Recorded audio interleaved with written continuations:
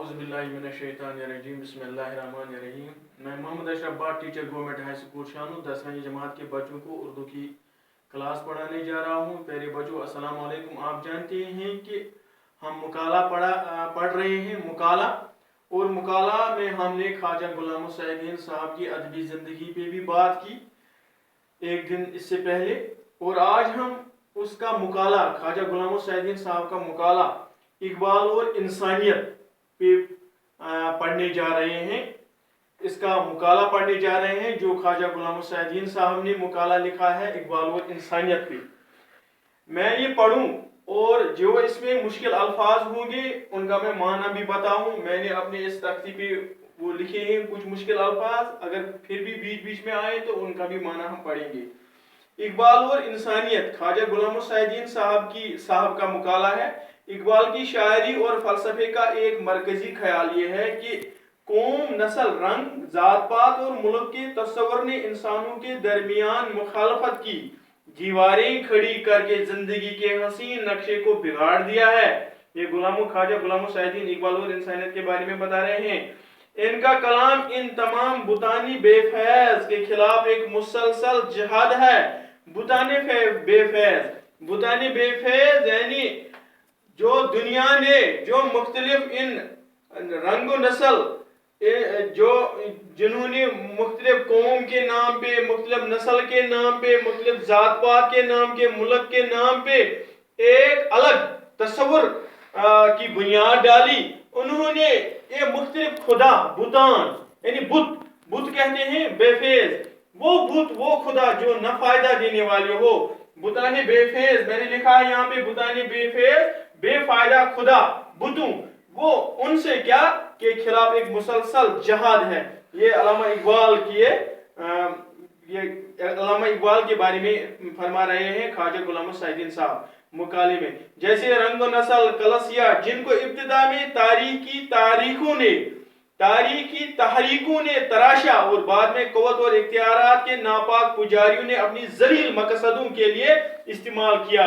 یعنی کسی مذہب کی بنیاد ڈالتے ہیں، پھر وہ پجاری، وہ جو ان مذہبوں کے پجاری بن بیٹھے ہیں اپنے مقصد، ذلیل حرکات، ذلیل مقصدوں کے لیے، ان کی وہ لالچ ہوتی ہے، اپنی لالچوں کے لیے استعمال کریں. انہوں نے اپنی مثنوی، ڈاکٹر سر محمد اقبال صاحب نے اپنی مثنوی اسرار خودی کے دیباچے کے تمہید میں کہ ابتدا میں صاف کہہ دیا تھا کہ میری مثنوی کا مقصد اسلام کی وکالت نہیں، میں اسلام کی وکالت نہیں کرنا چاہتا ہوں، میں دراصل ایک بہتر انسانی سماج کی تلاش میں دلچسپی رکھتا ہوں.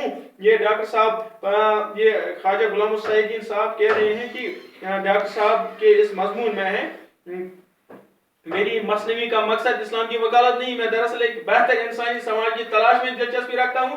لیکن اس تلاش میں ایک ایسے سماجی نظام کو کیسے نظر انداز کر دوں؟ اسلام کے بارے میں کہتے ہیں اپنی اس اسراری خودی میں جس کا مقصد ہی یہ ہے کہ وہ نسل، ذات پات اور رنگ کے فرق کو ایک قلم بند مٹا دے، ایک قلم بند کر دے، یکا یک بند کر دے. اقبال نے بڑے دلکش پیرائے میں جا بجا اس دل و دماغ کے انسان کی تصویر کشی کی ہے جو ان مصنوعی اختلافات کو دور کر کے انسانی وحدت کی حقیقت کو دیکھ اور سمجھ سکتا ہے. ان شعروں میں بظاہر شاعر نے اپنے مزاج کی تصویر کھینچی ہے، لیکن دراصل ان میں ہر شریف، روادار، فراخ دل انسان دوست ایک خدخال نظر آتے ہیں. میں ذرا یہ شعر پڑھوں. کریں گے اہل نظر تازہ بستیاں آباد، ڈاکٹر سر محمد اقبال صاحب کے ہیں. میری نگاہ نہیں سوئے کوفہ و بغداد، یعنی وہ کریں گے اہل نظر جو لوگ ہیں، جو وہ شخصیت ہیں جن کی نظر تیز ہو، جو باریک، جن کی نظر بہت دور تک ہو، وہ حاکم، وہ بستیاں آباد کرنی. میری نگاہ نہیں سوئے کوفہ و بغداد، میری نگاہ میں وہ بغداد اور کوفہ کی محرومنی، فقیہ شہر کی تحقیر کیا مجال میری، یعنی میری مجال کیا، میں ان فقہ کی یہ آپ کی وہ بتا دوں، بات بتا دوں، مگر یہ بات کہ میں چاہتا ہوں دل کی کشاد، میں اپنے دل کو بالکل وسیع رکھتا ہوں. نہ فلسفی سے نہ ملا سے ہے غرض مجھ کو، نہ میں فلسفی سے لڑنا چاہتا ہوں نہ ملا سے لڑنا چاہتا ہوں. یہ دل کی موت، وہ اندیشہ، وہ نظر کا فساد کیے ہیں فاش رمز و کلندری میں نے وہ कलंदरी के वो उनके वो इशारों को फाश किया कि फिक्र मदरसा वो खानका से हो आज़ाद। वो बावजूद फिक्र की अजमत का कायल होने के बावजूद साइंस की अहमियत तस्लीम करने के, यानी डॉक्टर सर मोहम्मद इकबाल दिल की दौलत को हर किस्म की दौलत से बरतर जानते हैं और इश्क के जादू को अक्ल की तलवार पर तरजीह देते हैं। सिर्फ इल्म के हथियार से मुसल्ला होकर, यानी किसी हथियार से मुसल्ला कहते हैं हथियार बंद को, जो हथियार बंद यानी जिनको हथियार पहना हो, सिर्फ इल्म के हथियार से मुसल्ला होकर इंसान इस मंजिल तक नहीं पहुंच सकता जहां जिंदगी सच्ची मसरत, इत्मीनान और शराफत से हमकिनार होती है। वो रास्ता तो इसे हिरोशिमा और नागासाकी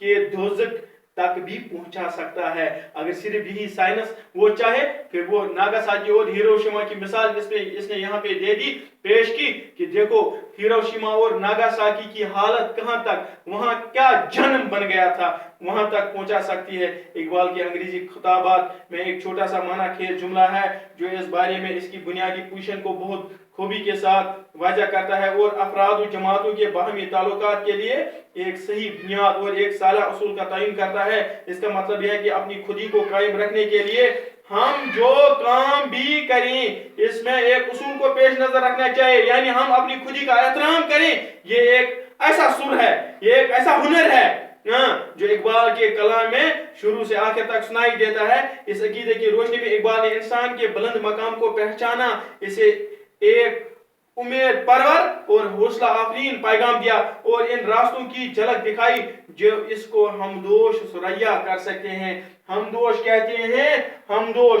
बराबर बैठना, यानी सुरैया आसमान बराबर बैठने को हमदोश कहते हैं। अगर हम किसी आदमी को अपने साथ बराबर बिठाएं अपनी चटाई पे, हम उसको कहते हैं कि हम मेरा हमदोश है। इस तरह से हमदोश सुरैया आसमान पे बराबर बिठाने, यानी आसमान पे बराबर बिठा सकते हैं। ये झलक हमें एक सालिया जिंदगी की तामीर के लिए इकबाल ने जो दूसरी शर्त करार दी थी, इकबाल ने जो दूसरी शर्त इसके लिए करार दी एक सालिया जिंदगी के लिए, वो क्या थी?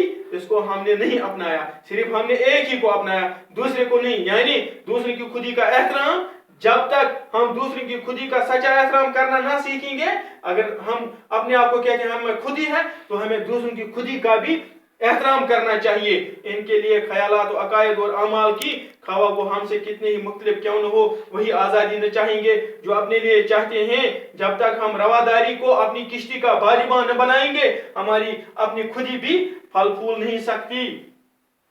लेकिन शर्त यह है कि वो एक ओछी और बेमाना सी रवादारी न हो।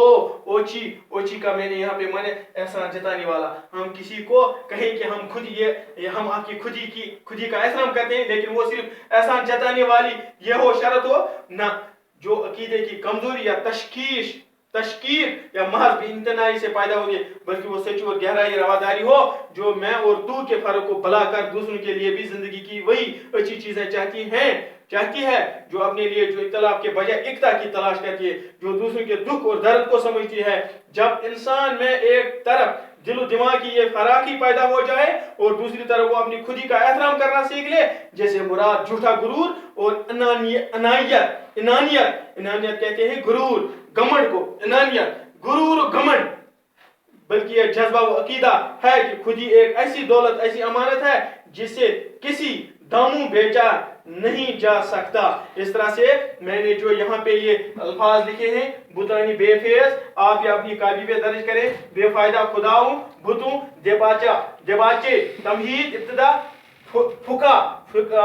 फुकहा की जमा कुशाद खुला रमूज इशारा हमदोश सुराया बराबर आसमान पर बैठा सकते हैं। हमदोश बराबर बैठाना सुराया आसमान, इस तरह से कोची एहसान जताने वाला और अनानियत गुरूर घमंड, ये अल्फाज आप अपनी उस कापी पे बिल्कुल दर्ज करेंगे और इंशाल्लाह हम कल फिर ये मजमून इसे आगे हम ये पढ़ाई जारी रखेंगे। आज इतना ही, खुदा हाफिज, अस्सलाम।